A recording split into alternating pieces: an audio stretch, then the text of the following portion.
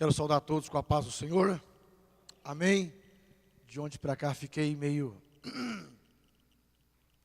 comprometido com a minha voz. Mas vamos lá, em nome de Jesus. Nós vamos conseguir, em nome de Jesus. Amém. Repito, amados, é uma satisfação estar aqui. Para mim é motivo de muita alegria, porque eu jamais imaginava que um dia estaria em Curitiba para ofícios da obra do Senhor. Fui militar, fui caminhoneiro, tentei ser advogado, mas Deus não deixou e me fez pastor. E eu passei muito por Curitiba,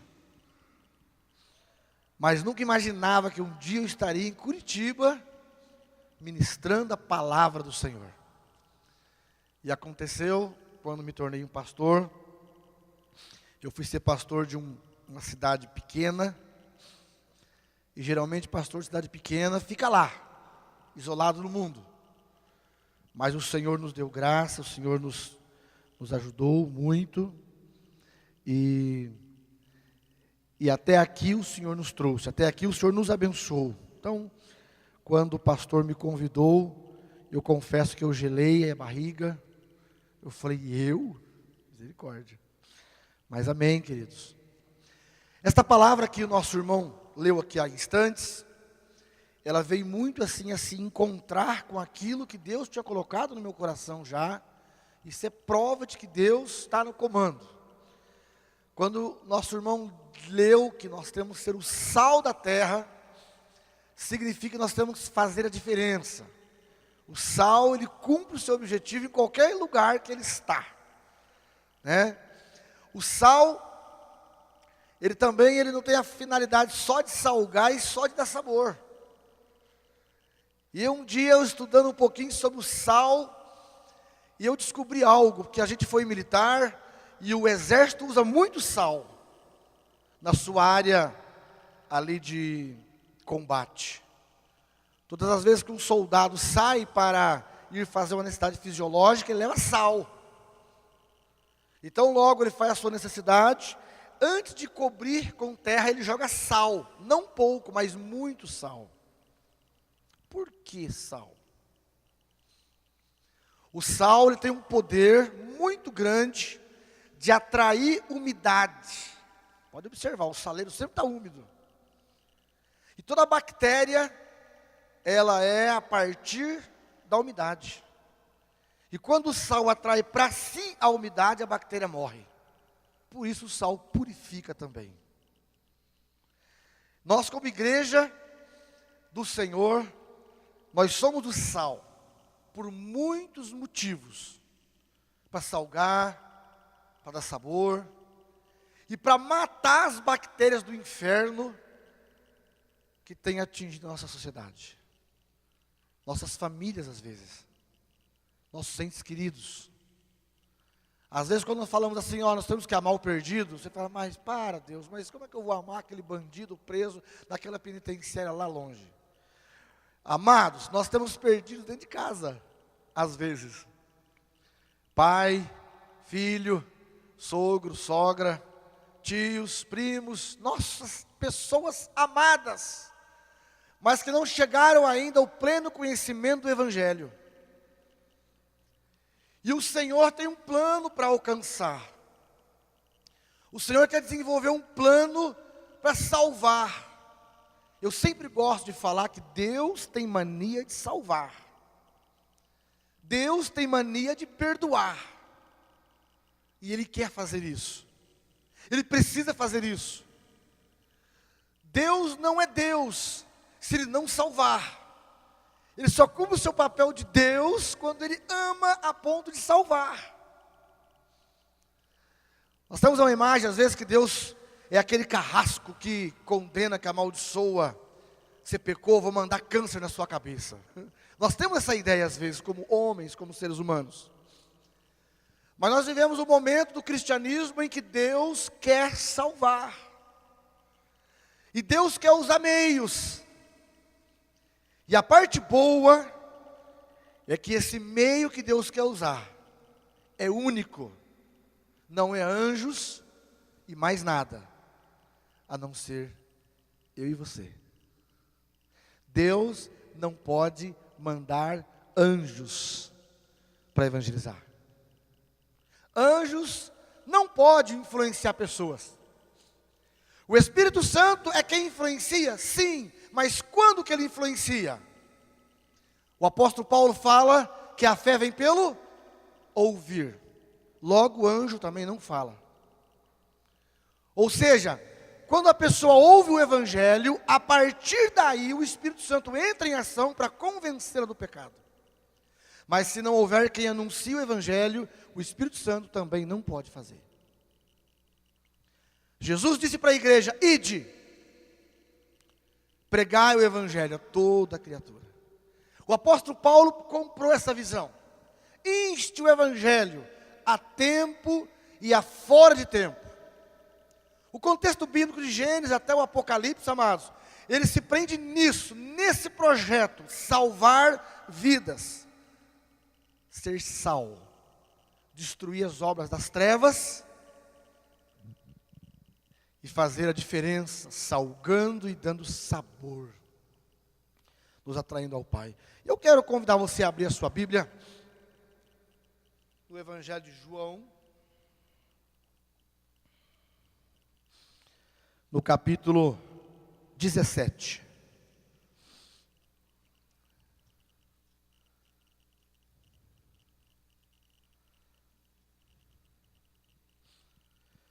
Uma igreja que é sal, ela atrai o macumbeiro. Uma igreja que é sal, ela atrai toda sorte de impureza. Que isso, pastor? Atraímos para destruir. A igreja é um hospital. E em um hospital, quantos saudáveis terá? Quantos sadios tem no hospital? A não ser a equipe administrativa, os médicos, as enfermeiras. O resto é todos doentes, alguma coisa tem. Não é verdade? A igreja é um hospital. Eu costumo dizer que a igreja ela é dividida em alguns grupos. Vamos imaginar que a igreja tem 30% de pessoas já salvas, transformadas e regeneradas, que fazem a obra funcionar. A igreja tem mais 30%, ou 33% mais ou menos, de pessoas que estão em transição. Estão se regenerando em Cristo, até se consolidar transformado. É aquele irmão que já parou de fumar, mas ainda mente. É aquele irmão que já parou de mentir, mas ele ainda, quando ele sabe que o inimigo dele tropeçou e arrancou a unha, ele fala assim, bem feito. Ele não está completo ainda. Está num período de transição. Se ele morrer, ele é salvo. Está salvo, porque ele já aceitou Jesus, está sendo consolidado em Cristo. Mas não está completo ainda. E a igreja, amados, tem uma outra parcela de pessoas, e precisa ter, de pessoas carnais e mundanas. É porque chegaram ontem, ouviram o Evangelho, foram impactados pelo Evangelho, porém ainda não transformados.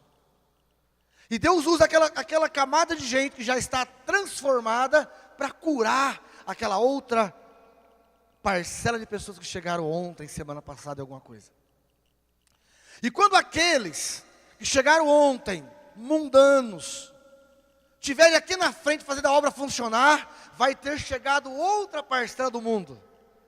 A igreja é um hospital que acolhe, sara, cura e mantém. Amém?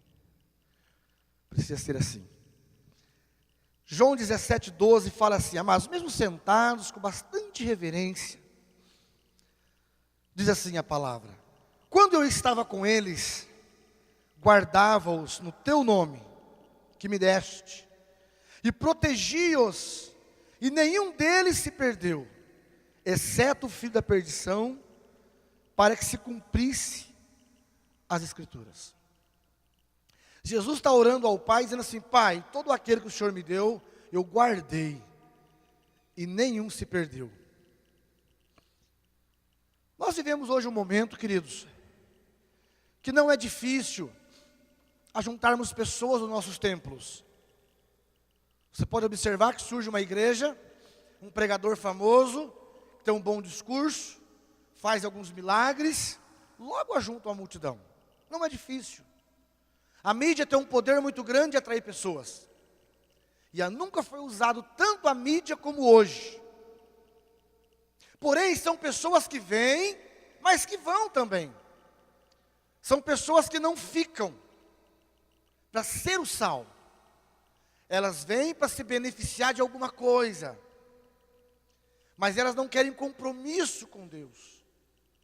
Elas servem a Deus até que Deus dá alguma coisa. Quando precisar elas dar para Deus, ela fala, não, então não é comigo. Eu vou procurar uma outra igreja que me forneça um evangelho que me agrade. A parte mais difícil é gerar no novo crente a ideia de que ele agora é salvo. E o reino não é mais de Deus, o reino é dele. A obra não é de Deus, a obra é minha. Deixa eu explicar por quê. Quando eu me tornei filho do Senhor, Paulo escreve aos Romanos no capítulo 8, versículo 16, 15 para frente ali, ele fala assim: agora o Espírito Santo testifica com o meu espírito que sou filho de Deus. Se sou filho, sou herdeiro de Deus. É mais ou menos aquele filho daquele empresário que ele vestiu a camisa do negócio do pai, e ele não fala mais a empresa do meu pai, ele fala a nossa empresa, o nosso negócio. Nós somos filhos, herdeiros de Deus. A obra não é mais de Deus, é minha. Quando eu vejo a obra do Senhor escandalizada, dói aqui dentro. Dói. Quando eu vejo o nome do Senhor louvado, alegra aqui dentro. Porque a obra, quando eu falo que a obra é de Deus, o problema é dele. Quando eu visto a camisa, a obra é minha, o problema é nosso. Feriu Deus, fere a mim. Louvou a Deus, alegra minha alma. Começamos a entrar na ideia de que agora somos salvos e pertencemos à família de Deus. E eu percebi, amados, que nesse contexto, eu quero compartilhar com os irmãos que nós vivemos. Nesse contexto, a nossa igreja começou a crescer. Éramos um grupo de 7 irmãos. E cuidar de 7 é gostoso, todo dia junto. Mas de repente fomos a 40. Já o negócio ficou meio complicado cuidar de todos. E de repente fomos a 80. E aí o negócio ficou feio. Tinha irmãos que chegavam na igreja e fazia 15 dias que não via eles. Meu irmão, você não veio no culto? Ah, pastor, eu fui viajar, mas eu não sabia. Teve uma irmã que aquela Deus assim, quebrou minhas 2 pernas e pôs eu no chão. Falei, irmão, você não aparece na igreja há 30 dias. Ela falou, pois é, pastor, eu estava doente, internada, ninguém me visitou. E eu falei, toma, bem feito. Queridos, já ainda começou a gerar em nós uma observação. Aqueles irmãos menos assistidos, eles não se integravam no funcionamento da igreja. Eles ficavam na igreja 6 meses, 1 ano e saíam. Porque eles não conseguiam comprar a visão de que agora eles eram filhos da família e que esta obra era deles. E que o que agrada a Deus agrada a eles e o que desagrada a Deus desagrada a eles. Não conseguiam consolidar essa ideia neles. E aí nós começamos a conversar com Deus e perguntar, Senhor, tem misericórdia. Se com 80 pessoas nós nos perdemos, imagina com 200. Imagina com 500, Senhor, tem misericórdia. E nós começamos a orar, amados, em cima desse versículo. Pai, os que o Senhor nos deu é nosso e nenhum vai se perder. E começamos a então buscar do Senhor um plano, uma estratégia para manter os irmãos. Foi quando eu ouvi uma pregação de certo pastor, e aquilo abriu a minha mente. E nós começamos a trabalhar para gerar no nosso meio alguns Filipes. A história de Filipe é muito linda. Filipe conhece Jesus, é impactado com Jesus e lembra do seu amigo, Natanael. E ele vai buscar Natanael e ele fala: olha, Natanael, eu conheci aquele que havia de vir, o Messias. E Natanael fala: mas de onde ele é? Olha, ele é lá de Nazaré. Mas poderá vir coisa boa de Nazaré? Pode, vem ver, corre, vem ver. E quando Natanael se aproxima de Jesus, Jesus fala para ele assim: olha, eis aí é um homem a quem não tem dolo nenhum, um homem íntegro. Então fala: de onde você me conhece? E Jesus então precisava dizer para Natanael o porquê que Jesus conhecia Natanael. E eu estava lendo um comentário de Flávio Joséfo, e Flávio Joséfo traz ali um argumento assim, que até convence. Ele diz que Natanael era contemporâneo de Jesus, mesma idade. Nós lembramos que nos dias que Jesus tinha entre 0 e 2 anos, Herodes mandou matar todas as crianças, certo? E havia um segredo entre Natanael e a mãe dele, que só os dois sabiam. A mãe de Natanael foge da cidade para esconder o filho, para não ser morto por Herodes. E esconde o filho num lugar. E quando o filho cresce, ela fala: olha, filho, você só é vivo hoje porque eu te escondi debaixo de uma figueira, embaixo de um zimbro que se ficou debaixo daquela figueira, e você ficou lá, filho. E eu ia lá, de hora em hora te dar alimento, eu entrava lá por situações que ninguém via. Ó, filho, não conta para ninguém, filho. E quando Jesus fala para Natanael assim: antes que Felipe te chamasse, eu te vi debaixo daquela figueira, ele levou um choque. Como você sabe disso? Vejo que tu és o Filho de Deus. Queridos, então alguns Filipes. Qual foi o papel de Filipe? Trazer Natanael até Jesus.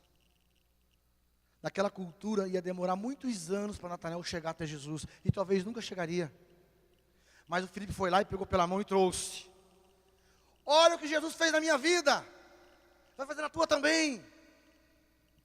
E depois vamos conhecendo outros personagens, do qual vamos falar nessa manhã. Barnabé. Qual foi o ofício de Barnabé na vida de Paulo? O apóstolo Paulo. O apóstolo Paulo escreveu 30% da Bíblia. Foi um grande apóstolo. Mas qual a razão de ter se transformado num grande apóstolo? Se não fosse Barnabé, amados, teria uma séria probabilidade de Paulo não ter sido o apóstolo que foi. E Deus quer criar Barnabés dentro das nossas igrejas. Quer criar Filipes dentro das nossas igrejas. As nossas igrejas precisam ser compostas de pessoas que verdadeiramente já entenderam o seu papel de salvo da família de Jesus, herdeiro da glória de Jesus, e se identifica: o que é que eu estou fazendo aqui? A família entra para aquela porta e fala: pastor, aqui estão meus filhos, minha esposa, aqui estão os meus dízimos. E onde vamos chegar com isso, pastor? Daqui 10 anos, como será a minha família?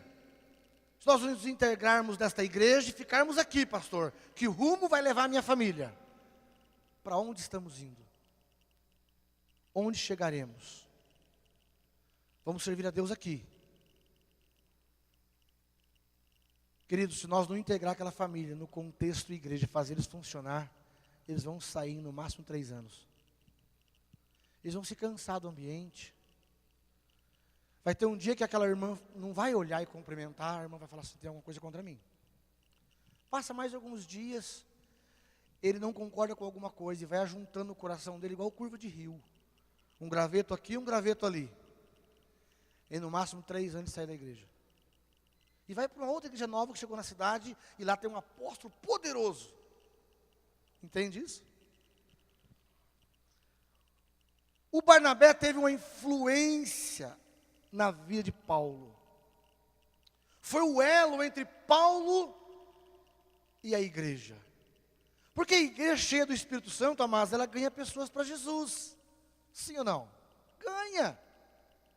Pessoa chega domingo, hoje à noite aqui na igreja, esta amada igreja está aqui com o ministério de louvor lindo que eu vi ontem, uma bênção. Depois tem uma boa palavra. No mundo contemporâneo que nós temos hoje, as pessoas observam tudo bem organizado, tudo bem limpo, tudo bonito. E a pessoa gosta desse ambiente. E a palavra leva ela a uma reflexão que ela precisa aceitar Jesus. E ela aceita Jesus. Ela se entrega para Jesus. Não é difícil ganhar uma pessoa para Jesus, amados. E quando falamos de Jesus para uma pessoa, nós mexemos com o emocional dela. Pregar em velório é uma bênção. Pregar em velório é uma bênção. Você fala aleluia, o povo chora. Quem quer aceitar Jesus, se preparar para a morte, todo mundo aceita Jesus. Eu quero ver no dia seguinte, como é que vai ser esse negócio. Mas naquele momento emocional abalado, todos aceitam Jesus. E as pessoas chegaram e aceitaram Jesus. Mas, queridos, vai começar a acontecer um grande problema a partir de agora. A partir de agora, começa a acontecer um grande problema. O Saulo encontrou-se com Jesus, teve aquele impacto tremendo. Agora observa no livro de Atos, capítulo 9, versículo 26. Se você pode abrir, abre comigo. O que aconteceu com Saulo logo após a sua conversão? E acontece também nos dias de hoje. Imagina um macumbeiro chegar aqui na igreja e se converte no domingo à noite. O que acontece também com ele?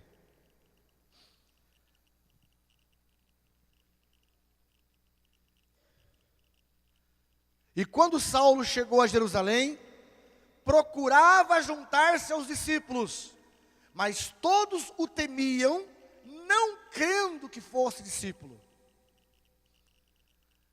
Aqui começa um grande problema na vida de Paulo. Paulo agora é convertido, e ele quer se integrar junto com os discípulos, mas eles os rejeitam. Será que ele se converteu mesmo? Será que isso não é só uma farsa para se infiltrar e nos trair mais tarde? E aí tem que entrar um outro homem, amados, nessa cena. Barnabé tem que entrar nessa cena. Mas vamos conhecer um pouquinho de Barnabé também. O nome dele não era Barnabé. O nome dele era José. Volta no capítulo 4 de Atos. E versículo 36. Atos 4, 36. Então José, cognominado pelos apóstolos Barnabé, que traduzido significa filho da consolação, levita natural de Chipre. Havia ali na comunidade dos cristãos um homem chamado José. Não era Barnabé. José, como eu chamo Nelson, e você também tem seu nome. Mas, amados, esse José, ele começou a ter uma atitude dentro da igreja com os novos convertidos, que os apóstolos começaram a ver em José, nesse José aí, assim,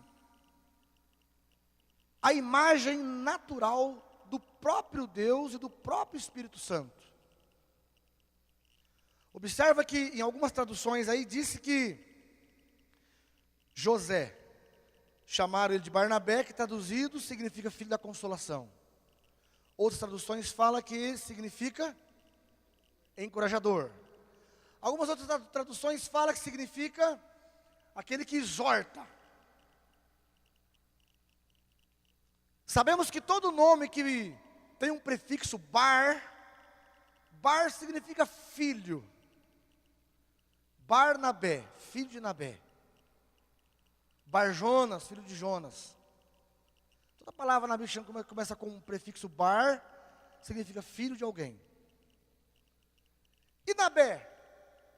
Nabé é traduzida a palavra paracletos, A mesma palavra traduzida consolador, transformador, aquele que encoraja, da mesma raiz que se traduz Espírito Santo.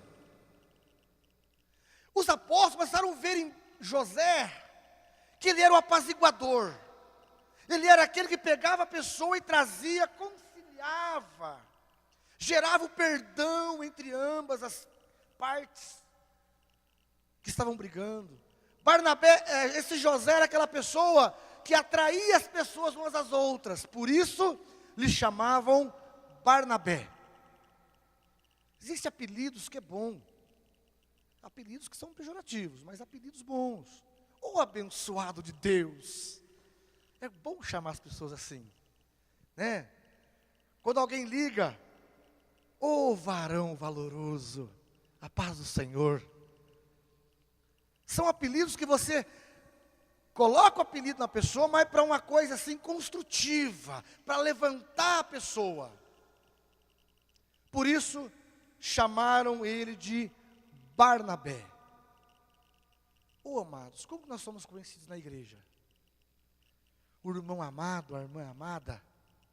Às vezes somos conhecidos como aquele irmão ranzinzo, né? Aquele irmão bravo. Isso não é bom para nós. Isso afasta a unção de Deus de nós. Isso não nos consolida em Cristo. Aí, queridos, veja bem.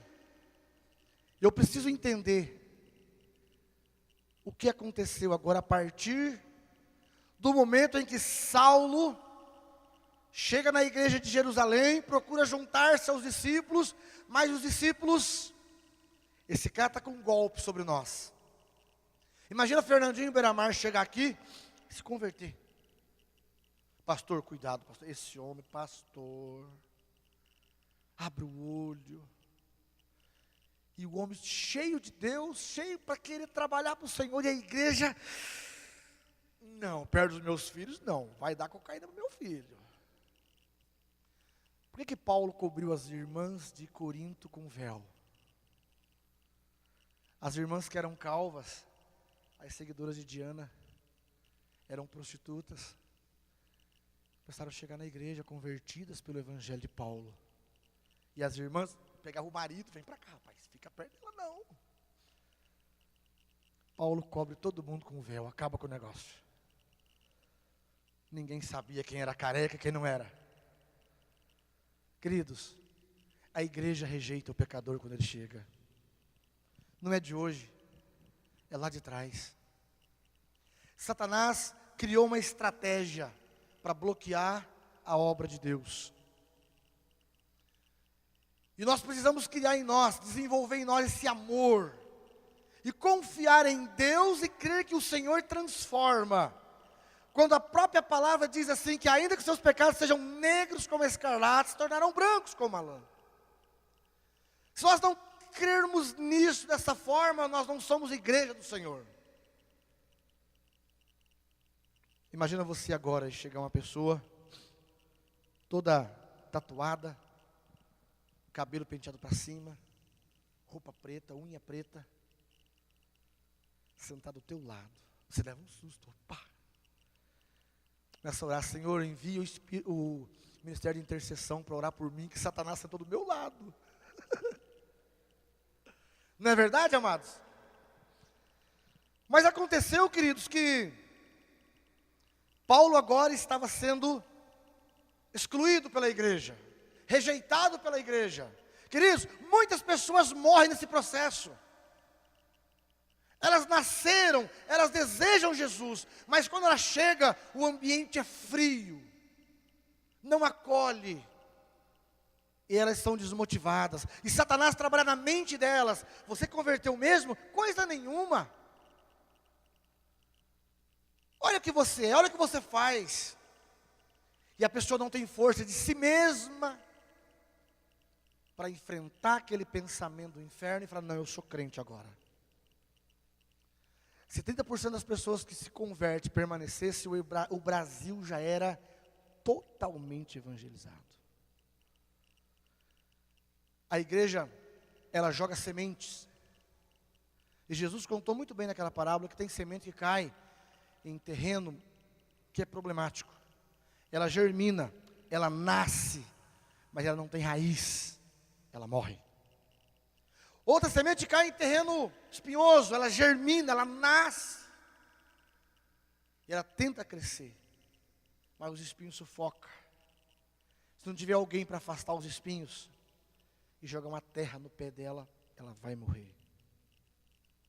Aí entra o cuidado da igreja, o cuidado de quem já é salvo. O cuidado da igreja que nós cantamos assim: somos famílias do Senhor. E Deus fala: onde está a minha família? Onde está a família que cuida dos novos que estão chegando? Eu cantar somos famílias do Senhor quando eu olho para o meu filho, bonito, bem penteado do meu lado, a minha esposa ali, os irmãos, que chegam na igreja de mãos dadas, descem dos seus carros. Ai, que gostoso ter uma família assim.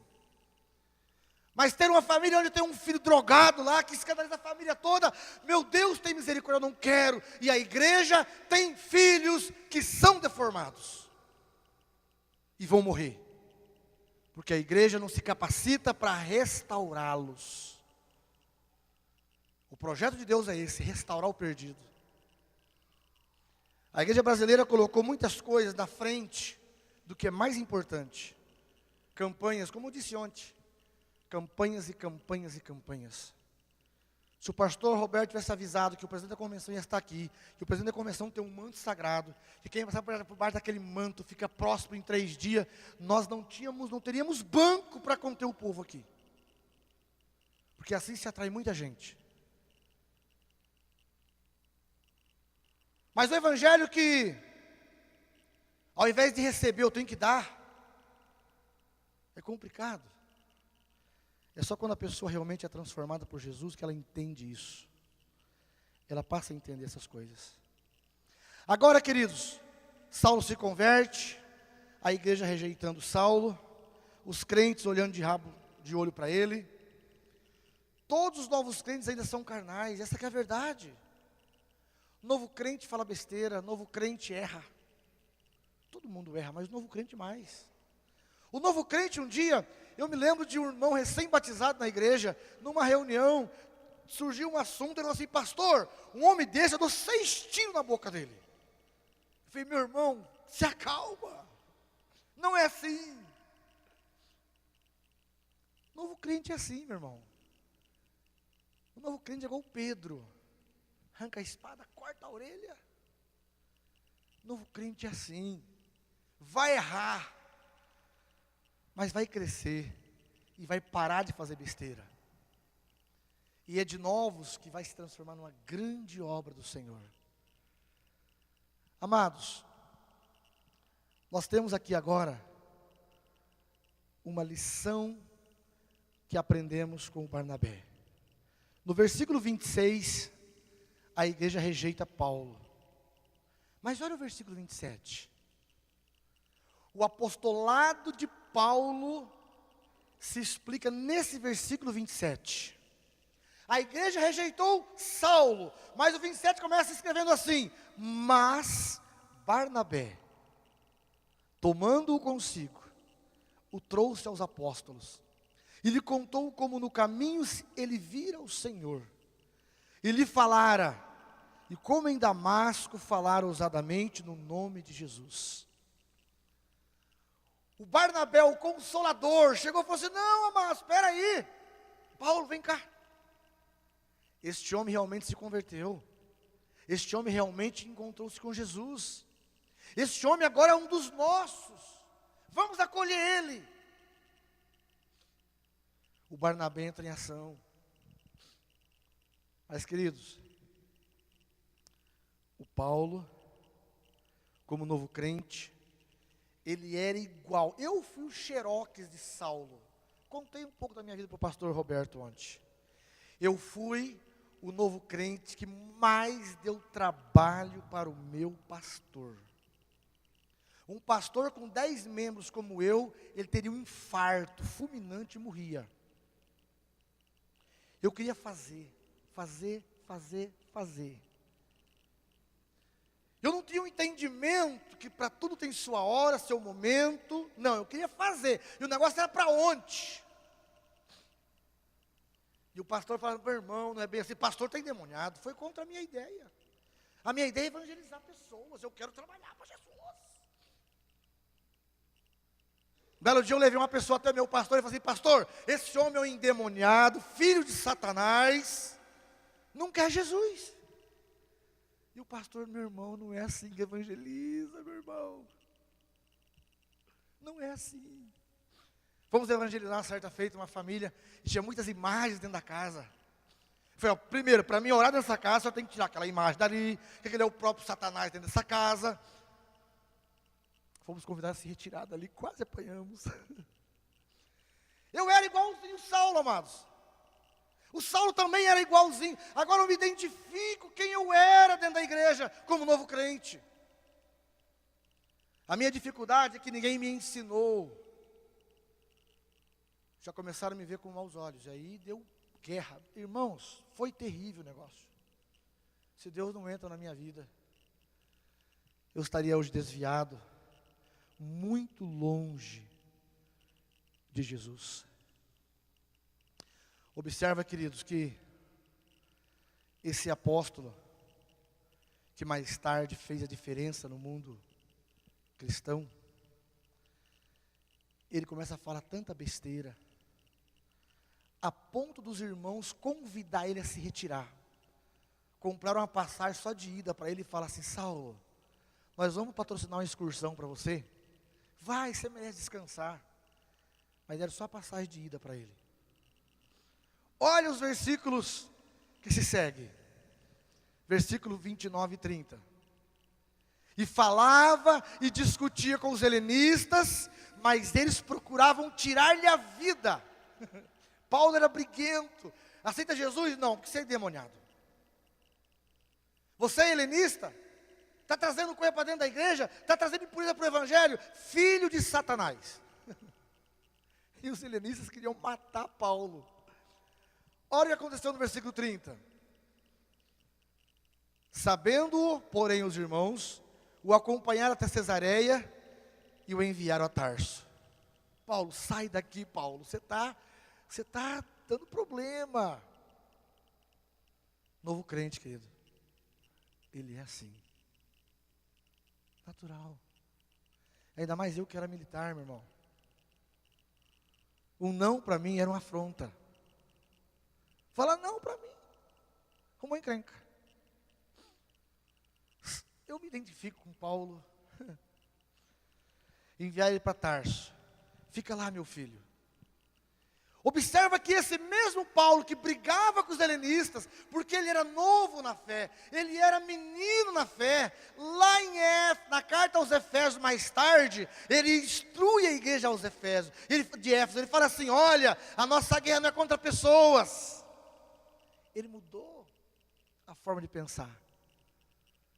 Ele fala no versículo 12, a nossa guerra, amados, é contra principados, contra potestades, contra os espíritos das trevas desse século, contra as hostes espirituais da maldade nos lugares celestiais. Paulo agora não brigava de discutir, e fala que o cara é endemoniado, nada disso. Paulo agora orava pelo perdido. Observa a diferença? O novo crente, a igreja precisa aprender a trabalhar com o novo crente. O novo crente chega no pastor e fala, pastor, vamos fazer um teatro? E o pastor fala, vamos, mas, não pastor, para amanhã. Não, meu querido, vamos levantar uma equipe, vamos treinar. Não, pastor, é para bufe, é para amanhã. O pastor está bloqueando a obra do Senhor na minha vida. O novo crente é assim, amados. Não é porque ele é enviado de Satanás, não.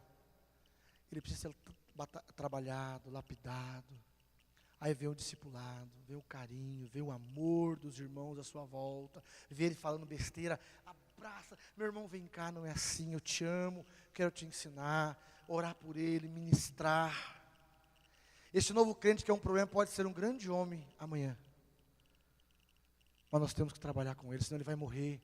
É aquela planta que cresceu em meio a espinhos, os espinhos estão sufocando, e os espinhos é a igreja. Eu não sei se os irmãos aqui entendem o que eu vou dizer agora, mas quem já morou aqui no interior sabe que boi, aqueles boi branco da raça Nelore, Se você tiver 50 bois dentro de um pasto e colocar os filhotinhos no meio deles, eles matam. Dá coice, pisa. A igreja tem feito isso, amados, com os novos. Quem é que quando vê um novo crente na igreja, chama para eu almoçar na casa? Vou passar a tarde com você, meu querido. Quem faz isso? Ninguém se aproxima. A pessoa fica isolada. Quem se aproxima geralmente é o pastor e a esposa, mas ninguém. A igreja é um corpo, amados, onde todos têm que funcionar. Todos. Você não pode pensar que o seu ofício na igreja é ser crente só do banco. Não existe crente só do banco. Nem todos vão ser pastor, nem todos vão ser pregador, nem todos vão ser músico, mas todos têm uma finalidade na igreja.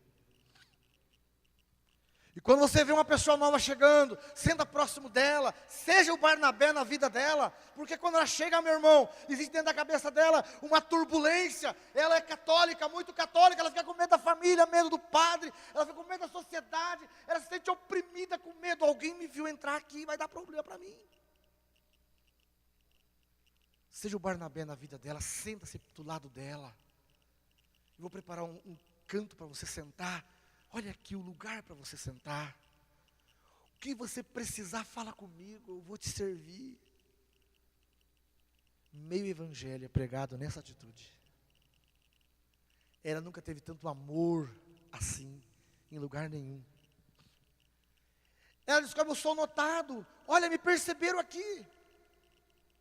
Aqui eu vi o amor que a minha família nunca me deu. A família de hoje, amados, é mais ou menos assim. O pai no escritório, a mãe na cozinha ou no outro escritório, e os filhos no outro quarto do computador.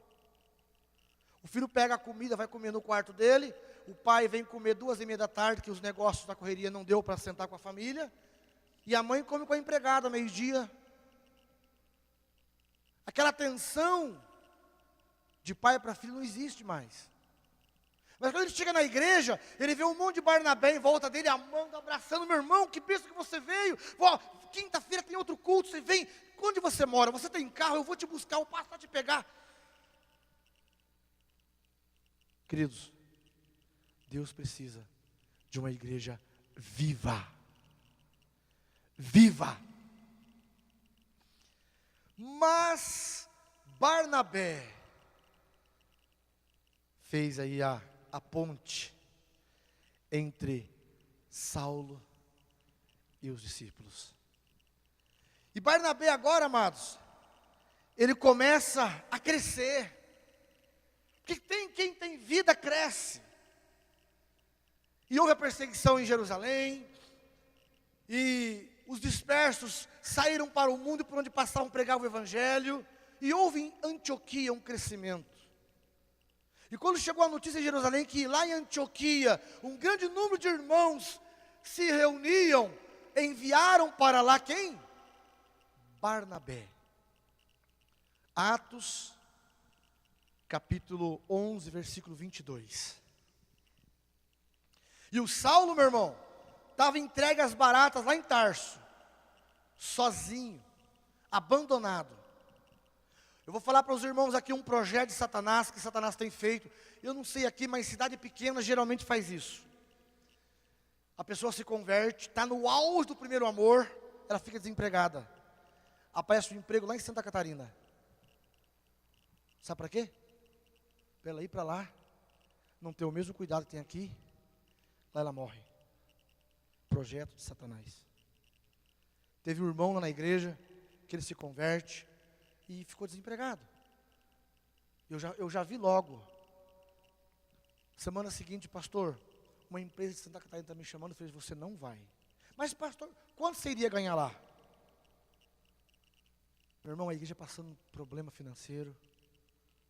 Quanto você ganharia lá em Santa Catarina? Ah, pastor, lá pelo menos R$1.500 eu ganho. Eu vou pagar isso para você ficar aqui. Meu irmão, se a igreja não entende esse ponto de vista, a igreja me põe para fora. E sustentamos aquele irmão por 4 meses. Que luta, meu irmão. Eu tive que abrir mão de parte do meu sustento. Eu sabia que se aquele irmão fosse para Santa Catarina, lá ele não ia ter referencial de igreja, lá ele não ia ter quem o acompanhava, ele ia morrer. Você vai ficar aqui, o que você ganha lá, ganharia lá, nós vamos te pagar aqui, até Deus abrir uma porta de trabalho aqui para você. Foi 4 longos meses, quase um século. Quase um século. Esse irmão, hoje, ele é presbítero da nossa igreja. Um grande homem de Deus. Custou caro. É o projeto de Satanás. Saulo está lá em Tarso, agora abandonado, sozinho, sem ninguém à volta dele. E mais, meu irmão, lá em Tarso, Saulo era da onde? Saulo de Tarso. Lá estava a família dele, meu irmão. Extremamente farisaica, o fariseu, sei lá como queria chamar, a família. Ele foi para o ninho da onça. Ele agora como cristão, ele era perseguidíssimo em Tarso. Mandaram Saulo para o pior lugar. Lá eles vão matar ele.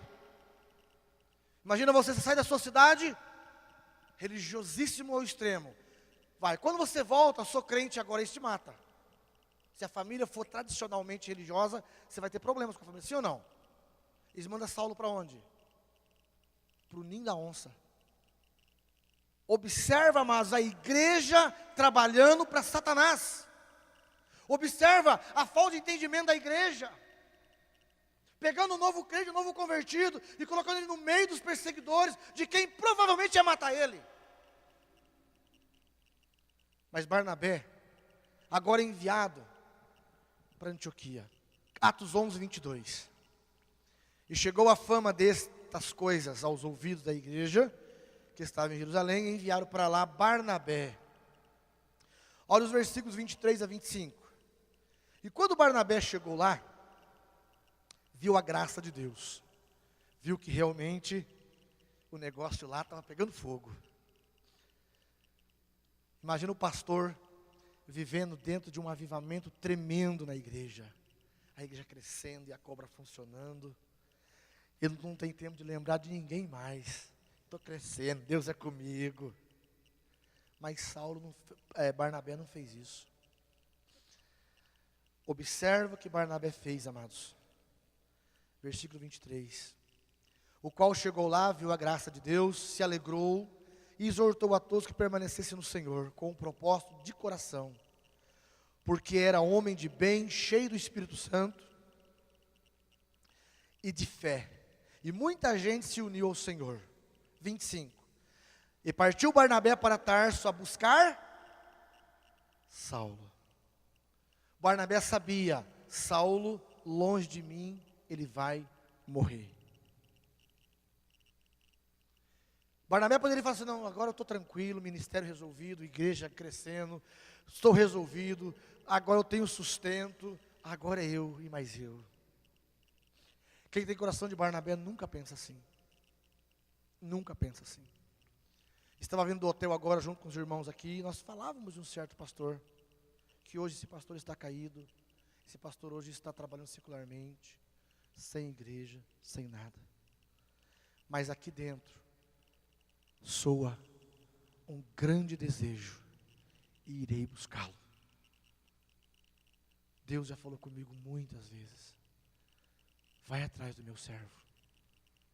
Eu já fui a Cascavel 3 vezes para buscá-lo, mas eu não encontrei.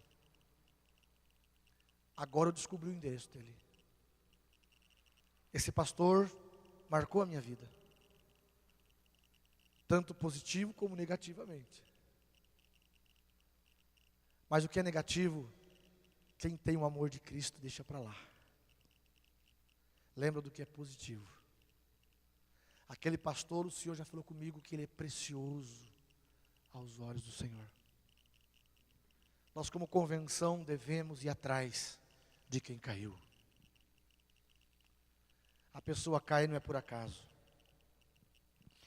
Um sofisma de Satanás veio para cima da pessoa e ela caiu. E sabe o que a igreja diz? Bem feito, tá vendo? Era arrogante. Olha lá onde está agora. Barnabé foi atrás de Saulo, queridos. Eu imagino Barnabé chegando em Tarso, procurando por um tal de Saulo. Eu imagino Saulo ali, sozinho, esquecido. Quando vê Barnabé chegando, que alegria. Oh, você veio me visitar, que bênção. Não, eu não vim só te visitar. Eu vim levá-lo comigo. Eu quero você junto comigo. Onde eu estiver, você vai estar. A igreja que tem Barnabés, os desviados não ficarão muito tempo longe da igreja. A igreja que tem Barnabés, os desviados logo voltam. Logo voltam. Eu me lembro de um irmão que saiu da igreja, foi para a igreja, outra igreja lá, ficou um tempo, mas lá não foi cuidado. E eu disse para ele assim, olha, quando você quiser voltar, estamos te esperando. Mas de repente eu soube que lá naquela igreja, o casamento dele se desfez, e o pastor fez um acordo com ele. Ele era ministro de louvor. E um dia eu passando num bairro, e olhei lá dentro de um bar, aquele irmão lá dentro daquele bar. Eu parei meu carro, entrei naquele bar, e falei, ô João Paulo, pastor, não vem com o negócio de igreja pro meu lado não, pastor. Você me abandonou. A outra aí, ela também me abandonou. Eu estou hoje na lama, pastor. Não me vem com a igreja pro meu lado não. Eu baixei minha cabeça e fiquei assim, ó. Ele falou para mim, gatos, fiapos e carrapatos. Quando ele acabou de falar, eu falei assim, querido, você me perdoa de todos os erros que eu cometi com você. Mas pelo contrário, amados, nós propomos todo carinho, todo cuidado. Mas a esposa era amante daquela outra denominação. Não, eu só sou crente se for lá, porque lá é o meu lugar. Eu nasci e me criei lá, vamos para lá, vamos para lá, vamos para lá. E por influência da esposa ele foi. Chegou lá, o casamento se arrebentou, porque lá não teve cuidado. Mas ele, novo crente, imaturo, culpava todos pela tragédia. Querido, posso ir na sua casa hoje? Ah, vai lá, pastor, você que sabe. Fomos atrás. Cuidar. Ovelha, às vezes, quando ela tem a unção de cabrito, ela dá coice, dá cabeçada. Mas vamos cuidar. Casamento há mais de 90 dias que a esposa estava no mundo. Baile, lá se chama de balada. Também, né, acho que deve ser balada. Fomos atrás da esposa. Amados, para restaurar aquele casamento. Até introduzir aquele casal na igreja. Nós tivemos que sustentar eles desde aluguel, água, luz e comida. Porque o diabo queria levá-los para Santa Catarina a partir de agora. Também, mais um. Para mantê-los em Guaraniaçu, cuidado pela igreja, custou muito caro. A igreja que tem Barnabés, os desviados, não ficarão muito tempo fora, porque ela acolhe, ela ama. Quando nós nos convertemos, o apóstolo Paulo fala que o amor de Cristo, o Espírito Santo agora habita em nós. E quando nós vemos aquele irmão fraco, nós temos que amá-lo como Jesus também o ama. Amém? Deus quer levantar uma geração de Barnabés. Deus quer levantar uma geração de pastores Barnabés, membros Barnabés. Amados, tudo na igreja é a partir daí. Poderemos ter um bom grupo de teatro, um bom grupo de coreografia, um bom ministério de louvor, um bom diaconato, e tudo funcionar, tudo certinho. Mas não desenvolvermos o amor para com o fraco, para com o caído e para com o novo que chega, nós não somos igreja. Nós somos apenas uma igreja que se transformou num empreendimento, numa empresa, num clube, onde fala-se de Jesus, mas é um evangelho morto, que não salva, não regenera, e quando salva, não cuida, a pessoa morre. A igreja que tem Barnabés, ela une a comunidade com Jesus. E é uma igreja que passa a exercer o amor de Cristo. Logo o céu se volta para aquela igreja. E aí os irmãos começam a obter os favores de Deus. A partir daí, amados, tudo que Deus tem para nos dar é consequência do que nós damos para Ele. Não servimos a Deus pelo que Ele dá, mas pelo que Ele é e pelo que Ele já fez na cruz do Calvário. Quando a igreja entende isso, as janelas do céu se abrem. E começa então a acontecer na igreja a verdadeira prosperidade bíblica. É onde Deus peleja pelos nossos projetos. É onde Deus quer que eu cresça perante os homens, para que eu seja testemunha dEle no meio dos homens. Que testemunha eu seria, meu irmão, leproso, todo arrebentado, sujo e rasgado? Deus tem prazer em me prosperar, para que no meio dos homens, eles vejam que servir o Deus que eu sirvo é uma boa coisa. Os homens vão ver quando eu entro em adversidade. Eles vão observar o meu comportamento dentro de uma adversidade. Eles vão perceber que eu venço aquela adversidade e saio ainda mais íntimo de Deus. Quando eles também estão na adversidade, eles vão querer servir o Deus que eu sirvo. E por aí vai. A igreja do Senhor, amados, precisa comprar essa visão. Talvez hoje, você está aqui, participando de uma igreja que eu bato na tecla e digo que tem uma história de seriedade, honestidade, transparência no Evangelho. Eu não tenho dúvida disso e defendo isso em qualquer parte do Paraná, por qualquer parte da terra onde eu for. Mas você pensa assim, meu Deus, como entrar nesse processo? Como chegar lá? Queridos, também não é de um dia para o outro, é um processo.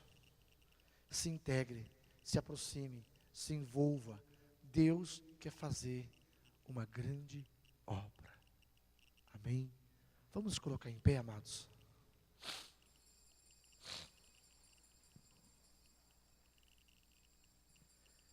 Feche os seus olhos. Pai querido, estamos diante do Senhor. Ah, Senhor, gera em nós tudo aquilo que o Senhor tem para a igreja. Abre os nossos olhos, abre a nossa mente, e permita, Pai, que o Espírito Santo consolide em nós, de uma forma completa, a sua obra. Ah, Senhor, dentro daquela parábola dos talentos, revela para cada irmão, para cada irmã, quantos talentos eles receberam. E dê graça, para que cada um possa, Pai, multiplicar, segundo a quantidade que o Senhor deu. Nós sabemos, Pai, que nem todos vão ser iguais. Mas permita, Pai, que aquele que recebeu 5 talentos, possa multiplicar mais 5. Até o ponto daquele que recebeu 1 talento, ao invés de enterrá-lo na areia, possa granjear pelo menos mais 1. Pai, tenha misericórdia de nós. Coloca, Senhor, em nós a sua inteira vontade. Não nos deixe andar de forma desapercebida. Não nos deixe achar que já somos a igreja e já estamos completos. Pai, tenha misericórdia. Revela-te, Pai, a todos os membros das nossas igrejas.